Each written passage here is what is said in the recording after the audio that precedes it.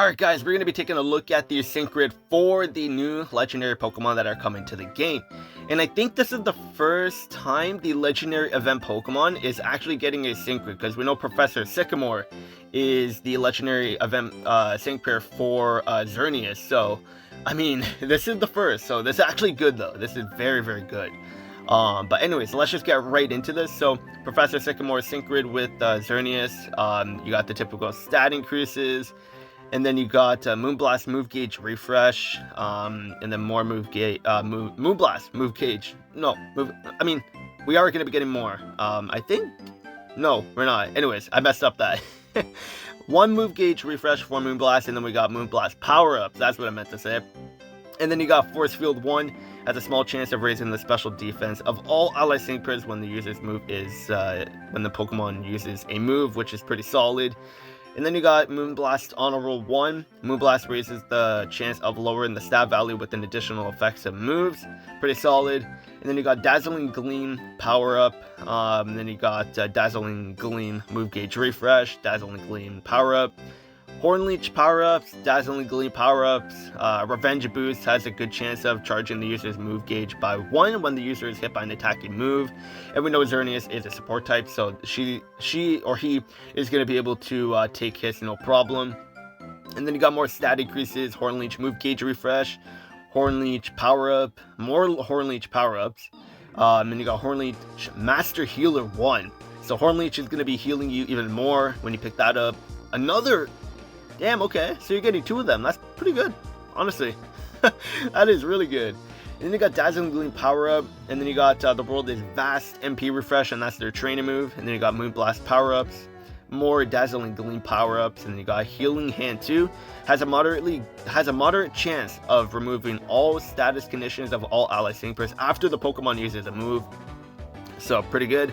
And then you got Impervious, stats cannot be lowered, and that's probably what you're going to want to pick up for Xerneas just because he is a support type. So having this would help with not having their stats getting lowered.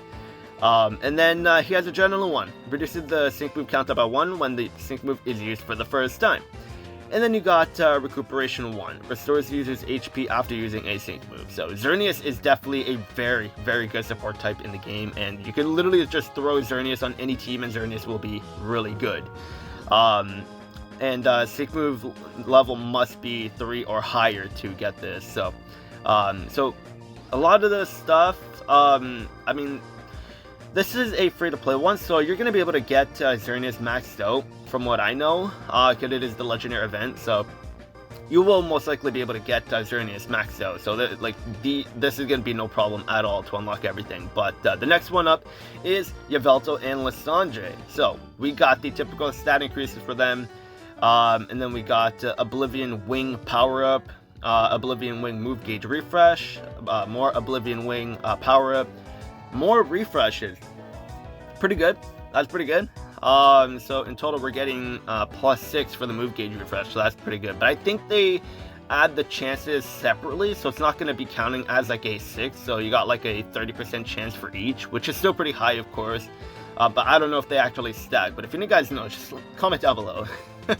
And then we got HP advantage too. The more the HP the user has remaining, the more it powers up moves. And with how much this guy is going to be healing himself, that like having high HP is going to be no problem at all.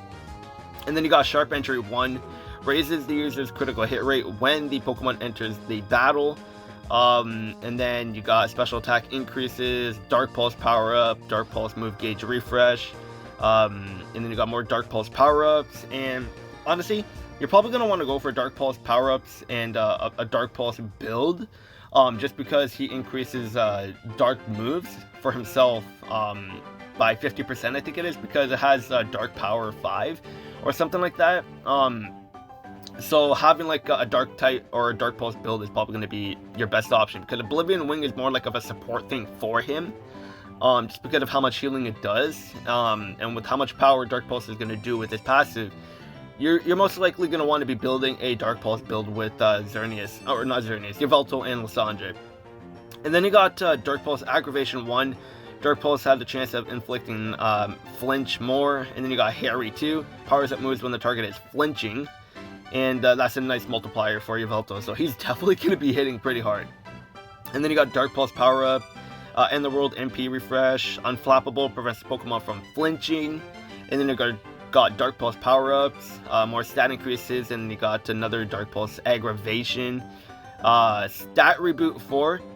Once per battle has a good chance of returning the user's stats or lower stats to normal when in a pinch. So that's pretty good because on his training move, he does lower his own special defense and physical defense. So this could be very helpful, of course. And then you got Oblivion Wing power up, X special attack MP refresh, more Oblivion Wing power up, Healthy Buffer 5. Reduces the damage when the user is hit by an attacking move when the HP is full. Oh, yeah, you're probably going to want to pick that up, honestly. You're going to be able to be at full HP pretty easily, just because of how much this guy's going to be healing, like I said, right? So, picking this up is probably going to be a very good pickup, honestly. And then got Rejuvenate 6, charges the user's move gauge by 6 after using a sync move. And then you got your sync move power-ups. So, honestly, Yveltal does have a good grid. This guy is definitely good. I can tell I'm going to have a lot of fun using Yveltal and Xerneas on the same team. Because like Xerneas is a very good support type, and Yveltal is so good self-sufficiently when it comes to healing that like he's gonna be insane. He's gonna be insane with all the healing. Both Xerneas and Yveltal, they're gonna be a pretty nice duo for sure. And it's cool that Professor Sycamore actually got Xerneas, because in having Yveltal with Lysandre and Professor Sycamore and Xerneas, they're like best friends, or they were best friends or something like that. But like in the game, like I can't remember where their friendship, or not friendship, but like where their status together stands. Like I think they were like best friends or something like that, and then Professor Sycamore found out like he's like the villain or something. I don't know, it's been a while since I played Pokemon X and Y. But I know they have some kind of relation, so I do like how they made Professor Sycamore with Xerneas to sort of go with Lysandre and Yveltal, so I'm very happy with that. And honestly, this is the first legendary event Pokemon that has a grid, so this is probably what they're going to start doing in the future, so this is exciting. This is definitely something game-changing, because the legendary event Pokemon in the past does not have a grid.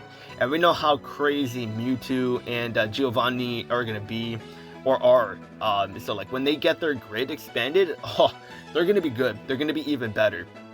And then same with Solgaleo, Palkia, like this just opens the door. And I didn't think they would actually start this soon for giving these legendary event Pokemon a grid, but it looks like they're starting with Xerneas and Sycamore, so that's exciting for sure. Let me know what you guys think. Which grid do you think, or which Pokemon are you going to be going for?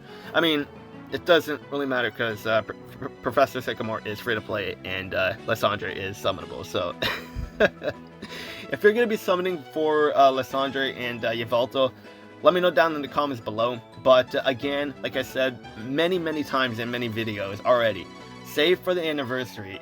But if you really like Lysandre and Yveltal, then by all means go ahead and summon, because one of the ways to make the game even more fun is summoning for who you really like. And that's honestly the best way to go about it. No matter what kind of gacha game you play, if you want to summon for your favorite character, even though they suck, but you really like them because they're your favorite character, then by all means, go ahead. If that's what's going to make the game fun for you, go ahead and summon. But if you're summoning knowing what's coming in the future, then if you like them, go ahead, by all means. Because I really like Lysandre and Yveltal, so I'm going to be summoning for them for sure. But we are going to be getting quite a bit of gems, of course, too, so like, whatever you spend for them, you're probably going to make some of that back too, so but anyways, that's going to be it for this video. It's exciting knowing that the legendary event Pokemon is also going to be getting a grid, so I'm very happy with that. But again, let me know if you're going to be summoning for Yveltal, and let me know what you guys think of these guys. I think they're pretty good for sure, especially Xerneas and Yveltal. Out of these batch, I'm more impressed with Xerneas and Yveltal, but yeah. I'm excited for February 11th, but that's going to be it for this video. Hopefully you guys enjoyed, and I'll see you guys later.